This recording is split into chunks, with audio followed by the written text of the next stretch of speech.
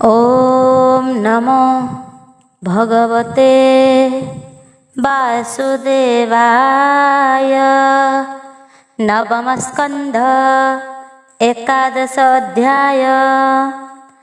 अयोध्यापुरे राम राजा भाईଙ୍କ संगे पाळी प्रजा।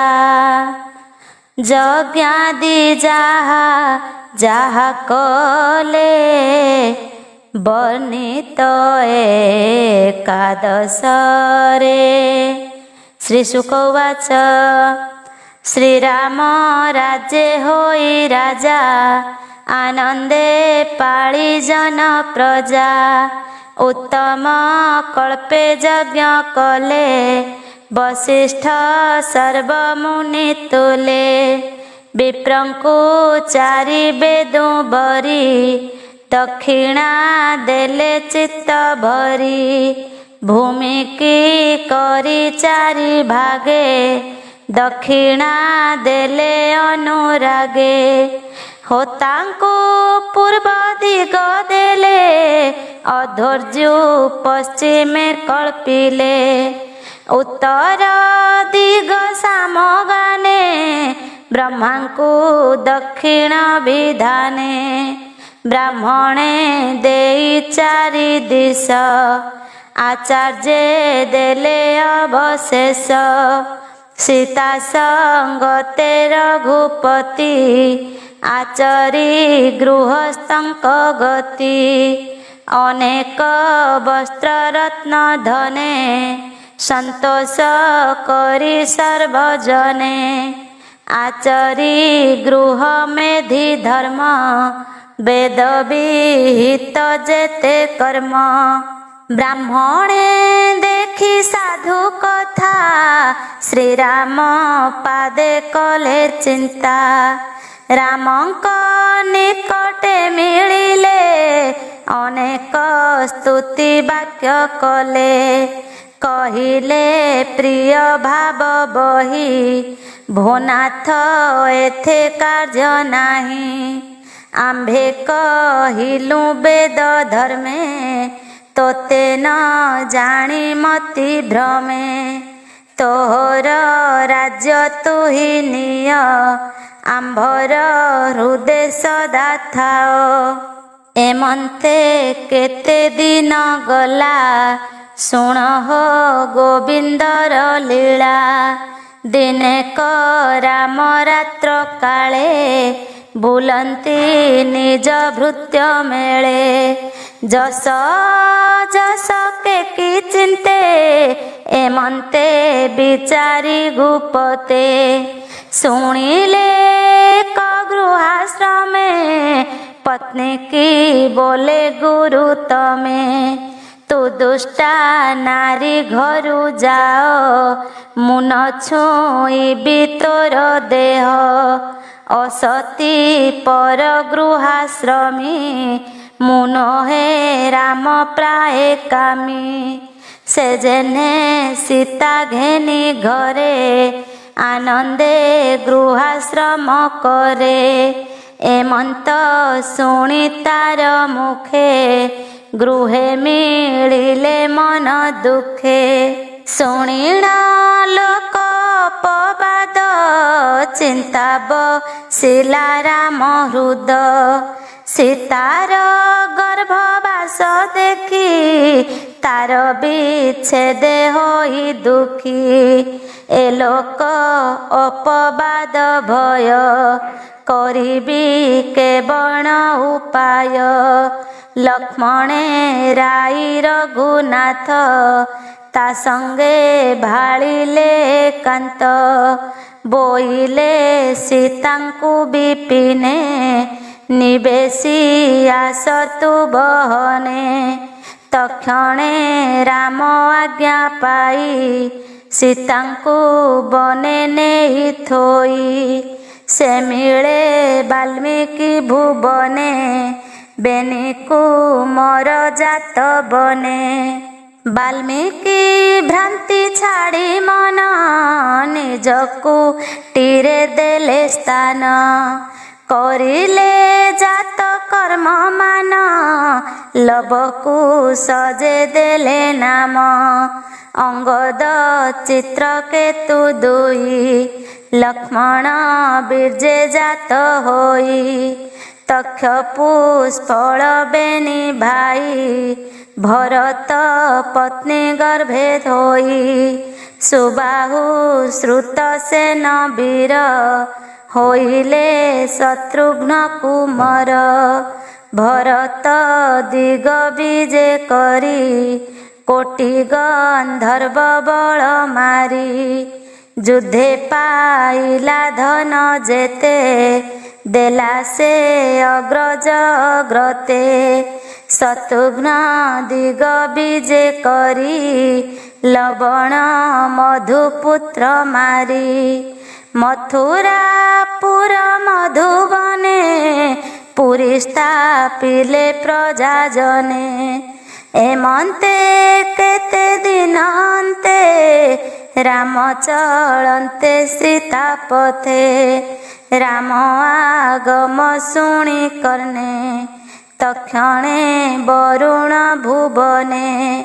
ଜାନକୀ ହୋଇଲେ ପ୍ରବେଶ, ମନେ ଅନେକ କରି ରୋଷ।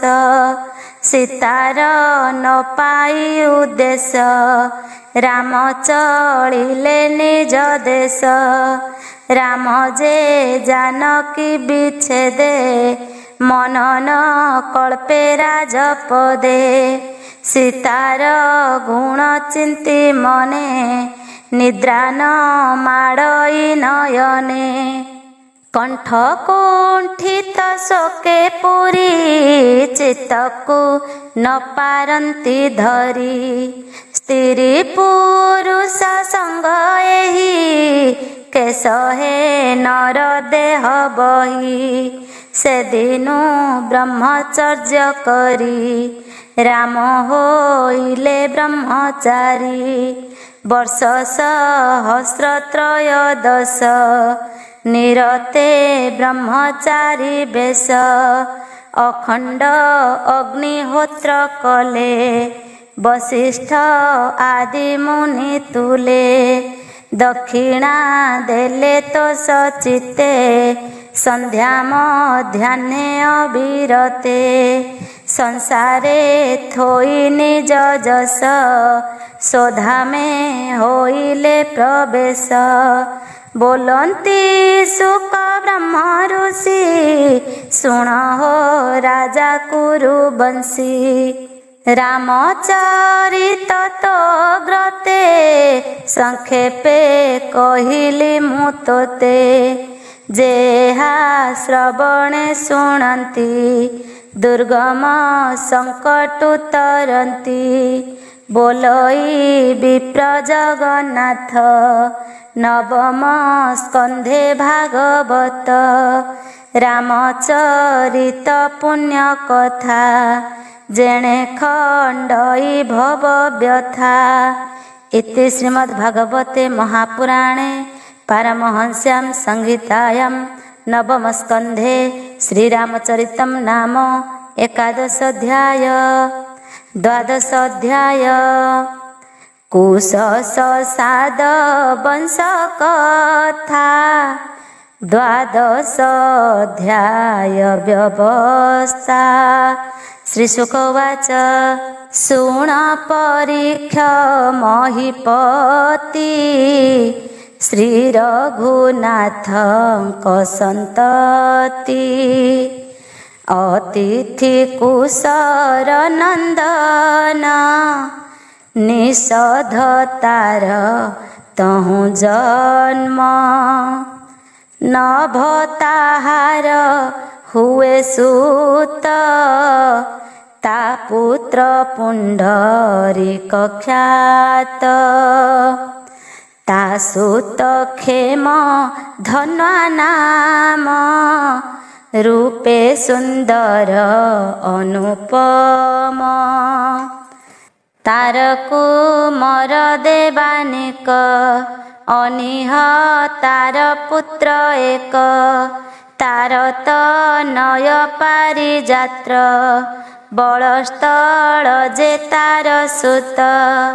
ତାର ସନ୍ତତି ବଜ୍ରନାଭ ଅର୍କର ଅଂଶେ ସେ ସମ୍ଭବ ଖଗଣ ତାହାର ତନଏ ବିଧୃତି ତାର ବୀର୍ଯ୍ୟେ ହୋଏ ହିରଣ୍ୟ ନାଭ ତା ସନ୍ତତି ଯୋଗ ବିଦ୍ୟାରେ ଯାର ଖ୍ୟାତି ତା ଗୁରୁ ଅଟନ୍ତି ଜୈମିନୀ ତା ଶିଷ୍ୟ ଯାଜ୍ଞବଲ୍କ୍ୟ ମୁନି ଅଭ୍ୟାସ ଯାର ଚାରି ବେଦେ ତେଜେରୁ ଦୟ ଗ୍ରନ୍ଥି ଭେଦେ ହିରଣ୍ୟ ନାଭର କୁମର ପୁଷ୍ୟଭ୍ୟାସ ଯଜ୍ଞେ ଯାର ତାର କୁମର ଧ୍ରୁବ ସନ୍ଧି ଯାବଂଶେ ଥାନ୍ତି ଅଷ୍ଟନିଧି ତାର କୁମର ସୁଦର୍ଶନ ତାହାର ପୁତ୍ର ଅଗ୍ନିବର୍ଣ୍ଣ ଶୀଘ୍ର ଜନମ ତାହାଠାରୁ ତାହାର ସୁତ ଅଟେ ମରୁ ଯେ ଶୀଘ୍ର ରତନଏ ଯେନିତେ ଯୋଗ କର୍ମ ଧ୍ୟାଏ କଳାପ ଗ୍ରାମେ ବସି ଧ୍ୟାନେ ଯନ୍ତ୍ରିତ ନିତ୍ୟ ତତ୍ତ୍ୱ ଜ୍ଞାନେ ଯୋଗ ସାଧଇ ଯେବା ଅର୍ଥେ ଶୁଣ କହିବା ତ ଗ୍ରତେ କଳିର ଅନ୍ତେ ସୂର୍ଯ୍ୟ ବଂଶ ସେ ପୁଣ କରିବ ପ୍ରକାଶ ପ୍ରଶୁଶ୍ରୁତ ତାର ତନଏ ତା ସୁତ ସନ୍ଧି ନାମ ବହେ ଅମର୍ଷଣ ଯେ ତାର ସୁତ ମହସ୍ୱାନ ଯେ ତହୁଁ ଜାତ ତାର କୁମର ବିଶ୍ୱସାହୁ ତାର ମହିମା କେବା କହୁ ପ୍ରସେନ ଜିତ ତାର ପୁତ୍ର ତକ୍ଷକ ନାମେ ତାର ସୁତ ବୃହଦ ବଳ ତାର ସୁତ ତୋ ପିତା ଯୋଗେ ରଣେ ହତ ଇକ୍ଷ୍ୱାକୁ ବଂଶେ ତେ ରାଜା ଧର୍ମେ ପାଳିଲେ ଜନ ପ୍ରଜା ଶୁଣ ପରୀକ୍ଷ କହୁଁ ଏବେ ଭବିଷ୍ୟ ଯେତେ ଉପୁଜିବେ ବୃହଦ ବଳ ପୁତ୍ର ଶୁଣ ନାମ ହୋଇବ ବୃହଦ୍ରଣ ତାହାର ପୁତ୍ର ଉରୁକ୍ରିୟ ବତ୍ସ ବୃଦ୍ଧ ତାର ତନୟ ତାର କୁମର ପ୍ରତିବ୍ୟମ ଭାନୁ ନାମେ ତାର ନନ୍ଦନ ଦିବାକ ତାହାର ସନ୍ତତି ସେ ହେବ ଯୁଦ୍ଧେ ସେନାପତି ତା ସୁତ ହେବ ସହଦେବ ତହୁଁ ବୃହଦ ସ୍ୱସମ୍ଭବ ତାର କୁମର ଭାନୁମାନ ପ୍ରତୀକାଶ ତାର ନନ୍ଦନ ସୁପ୍ରତୀକତ ହୁଁ ସମ୍ଭବ ତା ପୁତ୍ର ହେବ ମରୁଦେବ ତାର ନନ୍ଦନ ସୁନକ୍ଷତ୍ର ପୁଷ୍କର ହେବ ତାର ପୁତ୍ର ତାହାର ଅନ୍ତରିକ୍ଷ ସୁତ ସୁତପାତା ସୁତ ବିଦିତ ଅମିତ୍ର ଜିତ ତା ନନ୍ଦନ ତା ତହୁଁ ବୃହଦ୍ରାଜ ଜନ୍ମ ତହୁଁ ବହି ହେବ ଉଦୟ ତା ସୁତ ହେବ କୃତଞ୍ଜୟ ତାର ସନ୍ତାନ ରଣଞ୍ଜୟ ତା ପୁତ୍ର ନାମଟି ସଞ୍ଜୟ ତାହାର ପୁତ୍ର ଶାକ୍ୟ ନାମ ଶୁଦ୍ଧୋଦ ତାହାର ନନ୍ଦନ ତାଠାରୁ ଜାତ ଯେ କ୍ଳାଙ୍ଗଳ ପ୍ରସେନ ଜିତ ତାର ବାଳ ତାହାର ନନ୍ଦନ କ୍ଷୁଦ୍ରକ ତା ତହୁଁ ହୋଇ ବରଣକ ତା ପୁତ୍ର ସୁରଥ ହୋଇବ ସୁମିତ୍ର ପୁତ୍ରେ ଶେଷ ହେବ ଇକ୍ଷ୍ୱାକୁ ବଂଶେ ରାଜା ଯେତେ तोते कहिली भविष्यते सुमित्र जाए कଳି जुगे एते नृपति हेबे भोगे बोलई विप्र जगन्नाथ नवम स्कंधे भागवत आदित्य वंशानुचरित जे अबाभूत भविष्यत ताहांक जन्म ए संसारे शुणन्ते सर्व पापहरे। इति श्रीमद्भागवते महापुराणे पारमहंस्यां संहितायां नवमस्कन्धे श्रीरामवंशानुचरितं नाम 12 अध्याय।